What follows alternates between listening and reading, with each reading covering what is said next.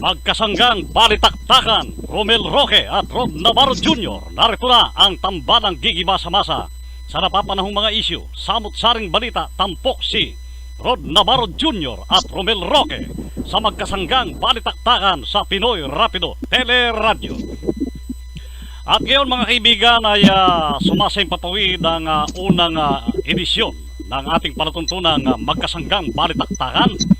Wala pong iba kundi ang ating co-host at guro ng palatuntunan, ang ating pinagmamalaki at pinagpipitagang napakamahal na pangalan to mga kaibigan.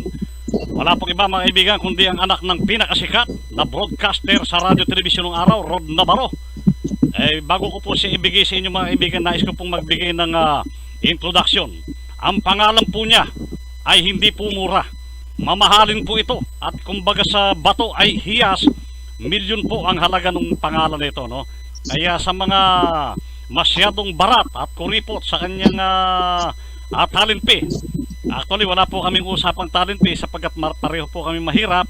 Hindi ko na po pakatatagalan mga kaibigan at ibibigay ko na sa inyo ang ating ipinagmamalaking artista ng bayan.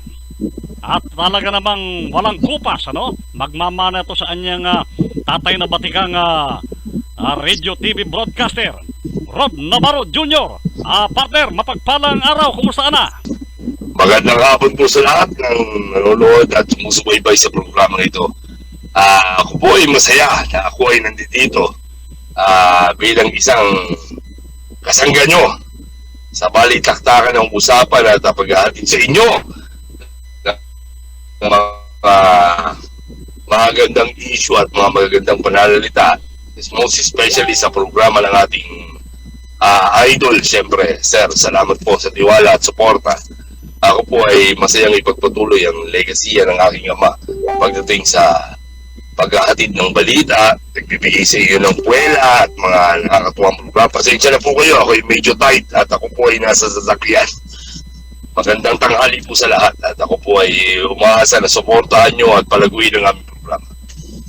Okay mga kaibigan, alam niyo po mga kaibigan itong si kasama nga Rod Navarro Jr. Siya po ay sikat na sikat kahit ngayon, ano? Siya po yung gumanap na Dindo, kanang kamay ni Olga sa Batang Quiapo, ano? At maaring meron siyang ikukwento na sa mga bagay-bagay na naganap sa kanyang buhay sa Batang Quiapo. Partner Rod, nasa iyo nga yung pagkakataon ano, para sa yung naging mga karanasan mo sa Batang Quiapo. Ano, kumusta na ba ang isang Rod Navarro Jr. sa ngayon? Ako po ay nabigyan ng pagkakataon. Nagpapasalamat po ng gusto kay Direk Coco Martin. Sobrang thank you po talaga, Direk, sa malaking break po na binigay mo sa buhay ko at po sa aking pamilya na siyempre po ay nakita ng mga anak ko dahil ang puso lamang po ng isang Rod Navarro Jr. ay para sa kanyang mga anak na magsusumikap upang sila ay mabuhay at mabigyan ng magandang kinabukasan.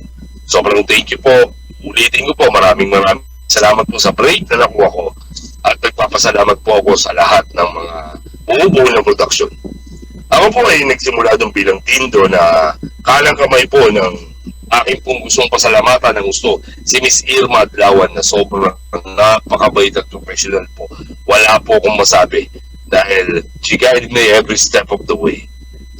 Sobrang salamat po. Ako po ay nag-umpisa doon na bilang Dindo, kanang kamay na masakit mang sabihin tagapatay tayo ni Irma Adlawan na medyo masama ang role, pero sa palabas lang po yun mga kababayan natin. And then ako po ay nakalabas na rin sa iba't ibang panig ng ating mga palabas, kagaya po ng Encantadia sa Sangre. Ako po ay nabigyan ng pagkakataon bilang isang mas na nakatagapagpatupad ng mga batas doon.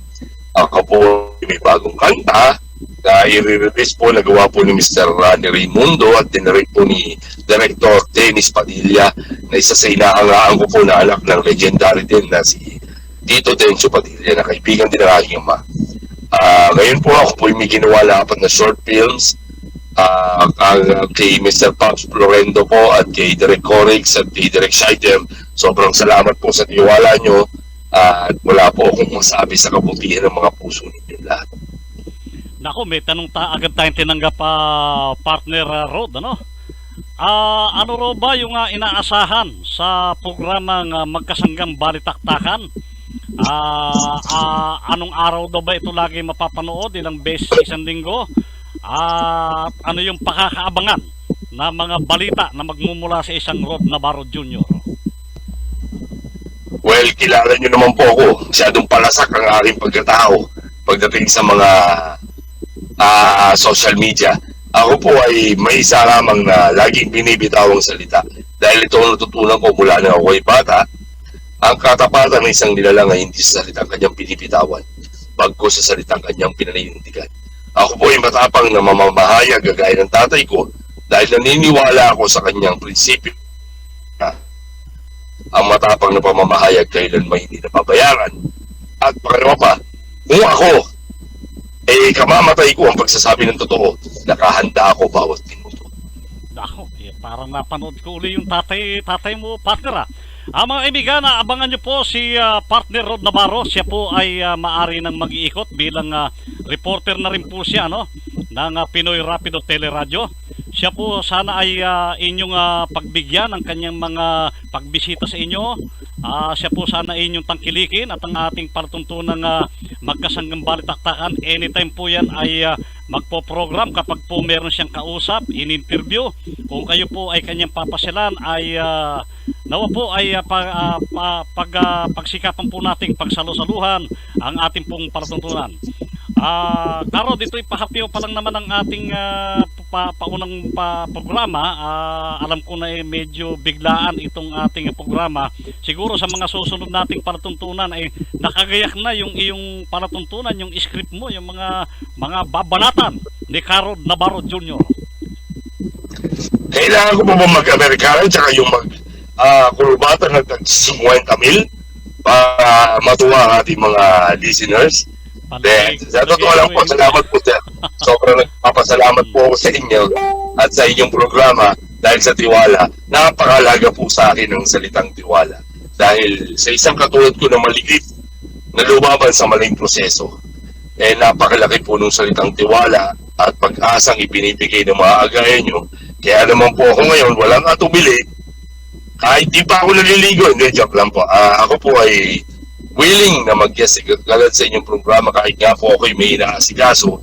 Oo, agad ako sa dito kasi naniniwala ako sa inyo. At isa pa po, wala po kayo mga asahan sa akin. Dapat na pamamahayag lamang at yung katapatan lang kasi real talk po talaga ako. Masaktan ka kung ayaw mo yung sinasabi ko kesa pinaplastic kita kung kani-kanino. Yun, yan ang isang Rod Navarro Jr. Talagang manang-mana sa kanyang father, ano? Okay, siguro ay hindi kami talaga prepared na masyado para sa isang programa, no? Magpupuro patalastas lang tayo. Actually, ito po ay pahapyaw pa lamang ng ating palatuntunan at mag-iisip pa po kami ni Karo Navarro Jr. kung ano po yung mga segment naming ilalabas. Maaring meron siya mga video, pictures, at anytime ay paplas, ano? At maaring mag-i-interview siya ng mayor, artista, direktor, pulis, at kung sino pa yung pwede niyang makapanayam sa aming palatuntunan. Karod, nasa iyo ngayon ang pagkakataon para sa ating last words. So kung meron kang pang nais banggitin na karapat dapat malaman ng ating mga kababayan. Gusto ko po magpasalamat sa lahat po, lalo na po dun sa 100,000 supporters ko po na talaga namang napakabait po sa akin at hindi ako inusgahan. Marami pong mga taong manghusga pero para sa akin pinagdarasal ko lamang sila. Ultimo, mabuti natin kaibigan pagdating sa politika ng hindi natin maintindihan talagang bumabaliktad. Pero para sa akin, lahat kayo po ay pinagdarasal ko. Nagpapasalamat po ako sa inyo at wala po akong ibang masasabi kundi God bless you more because I believe in the saying that you have to kill everyone with kindness. And you need to slap them with your success. Kaya nagpapasalamat po ako sa programa ito, sa inyo po, personally dito, dahil wala po akong masasabi kung hindi sobrang gratitude sa tiwala nyo. For your trust and confidence, what can I say? What's not to love in this program? Subaybayan nyo po at gagalingan ko po para sa inyo araw-araw. Kaya sa 100,000 1,000 followers ko po, abangan niyo po ako dito. Dahil dito po maritikman niyo Real Talk with Rod Navarro Jr. Okay, maraming salamat at mga kaibigan, inyong natunghayan ang isa pa lamang pasabog ng palatuntunang magkasanggang balitaktakan ni Romel Roque at Rod Navarro. Maraming salamat po sa inyong ginawang walang sawang pagsubaybay. Hanggang sa muli, sa ngalan ng aking partner, Rod Navarro Jr., ito pa rin po ang inyong kaibigan kasangkasalat ng oras sa mabuting bagay, Romel Roque. Bahaging ito ay hatid sa inyo ng Bordahan WG Computerized Embroidery. Bordahan WG Computerized Embroidery, matatagpuan sa Black Tree, Lot 1, Sangabil, Santa Ana, Taguig City, Metro Manila, sa pamamahala ni William Hiseng. Para sa detalye, kumontak sa numero 0991-684-1173, 0991-684-1173, at hanapin si William Hiseng para sa mga pagpapaborda ng mga tahiin, letra, logo at iba pa. Para sa karagdagang impormasyon, Pinoy Rapido, Dyaryo ng Bayan, Manager Joshua Roque, Area Manager. Sumainyo ang magkasanggang balitaktakan ni Romel Roque at Rod Navarro Jr. Makinig at manood muli dito lamang sa Pinoy Rapido Teleradio Free Map 108 FM.